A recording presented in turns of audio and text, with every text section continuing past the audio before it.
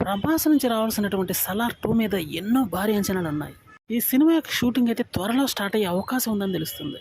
ప్రస్తుతానికి కల్కి మూవీ యొక్క షూటింగ్ జరుగుతుంది. దీని తరువాత రాజా డీలక్స్ అన్నటువంటి మూవీ షూటింగ్ కూడా ప్రస్తుతానికి నిరాటంకంగా జరుగుతుంది. ఈ రెండు కంప్లీట్ అయిపోయిన తరువాత సలార్ 2 యొక్క షూటింగ్ అయితే స్టార్ట్ కాబోతుంది. దీనికి అట్లీస్ట్ 4 months అయితే పట్టే అవకాశం ఉందని తెలుస్తుంది. తర్వాత సందీప్ రెడ్డి వంగ డైరెక్షన్లో రావాల్సినటువంటి అతిపెద్ద మూవీ అయితే ఒకటి ఉందన్న విషయం మనకు తెలియదు కాదు.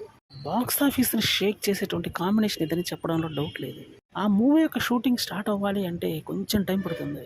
అంటే ప్యారలల్గా ప్రభాస్ ఒకేసారి అన్ని సినిమాల యొక్క షూటింగ్లు అయితే స్టార్ట్ చేయబోతున్నాడనే అర్థమవుతుంది.